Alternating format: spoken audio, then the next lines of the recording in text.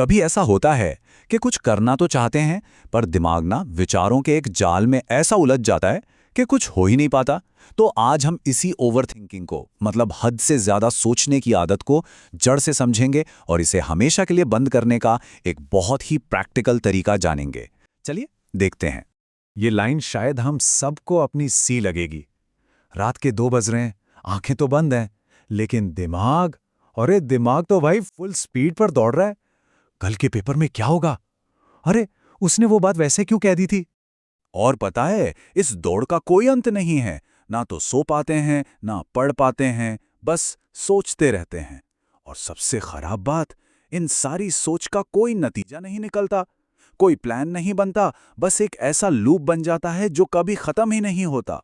तो चलिए सबसे पहले इसी रात के 2 बजे वाले दिमाग को थोड़ा और अच्छे से समझते हैं, क्योंकि देखिए, किसी भी आदत को तोड़ने से पहले उसे पहचानना बहुत जरूरी है। कभी इस बात पे गौर किया है कि जिस दिन हम सबसे ज्यादा सोचते हैं, असल में उस दिन हमारा काम सबसे कम होता है? ये एक बड़ा अजीब लेकिन बिल्कुल सच्चा पैटर्न है जो हम सब ने कभी ना कभी महसूस किया ही है।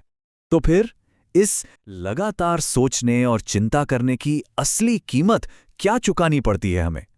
जैसा कि हम देखेंगे, ये सिर्फ समय की बर्बादी नहीं है, ये हमारी एनर्जी और मन की शांति पर भी बहुत भारी पड़ती है। ये देखिए, ये एक बहुत ही कॉमन सिचुएशन है। प्लान बनाया था कि 5 घंटे एकदम फोकस के पढ़ाई करेंगे, लेकिन असल में हुआ क्या? 3 घंटे तो सिर्फ ये सोचने में ही निकल गए कि भाई शुरू कहाँ से करें। ये ओवरथिंकिंग का असली नुकसान, जो हमारे कीमती समय को ऐसी खा जाता है। तो ये ओवरथिंकिंग हमसे क्या क्या चुराती है? हमारी एनर्जी, हमारा कीमती समय, हमारी प्रोडक्टिविटी और सबसे बढ़कर हमारे मन की शांति। और अगर इसे अभी नहीं रोका गया ना, तो ये सिर्फ एग्जाम तक नहीं रहेगा, बल्कि धीरे धीरे पूरी जिंदगी पर हावी हो सकता है। तो सवाल यह है कि ये ओवरथिंकिंग आखिर आती कहां से है? अच्छा, इसे समझने के लिए आइए अपने दिमाग के एक बहुत ही खास हिस्से से मिलते हैं, हमारे अंदर के सिक्योरिटी गार्ड से। देखिए, हमारे दिमाग का सबसे पहला और सबसे जरूरी काम है हमें सेफ रखना, सुरक्षित रखना, बिल्कुल एक सिक्योरिटी गार्ड की तरह। उसका बस एक ही मकसद है, हमारी सेफ्टी। और जब भी हमारे सामने कोई बड़ी चुनौती आती है, मान लीजिए कोई इम्तिहान है या कोई बड़ा फैसला लेना है, तो ये गार्ड ना तुरंत अलार्म बजा देता है। वो कहता है, रुको, पहले हर चीज के बारे में सोचो, हर बुरी से बुरी संभावनाओं को जांच लो।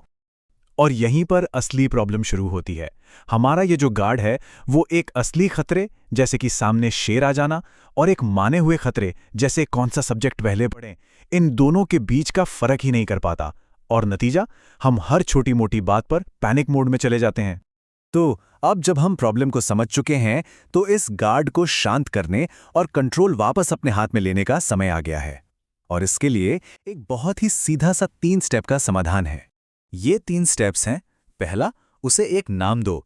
दूसरा, 5 मिनट का नियम अपनाओ। और तीसरा, कुछ करो। चलिए एक एक करके इन्हें समझते हैं। स्टेप 1, नाम दो।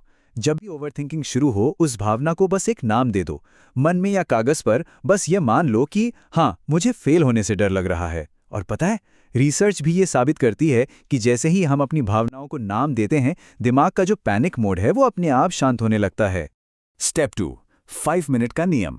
अब ये सुनने में थोड़ा अजीब लग सकता है, लेकिन ये कमाल का काम करता है।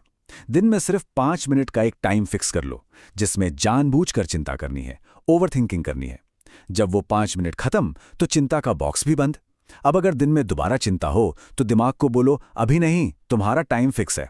इससे दिमाग को पता रहता है कि उसे कब चिंता करनी है, और वो बाकी समय शांत रहता है। और अब सबसे जरूरी स्टेप, कुछ भी करो, एक बात हमेशा याद रखिए, ओवरथिंकिंग तब रुकती है जब शरीर हरकत में आता है।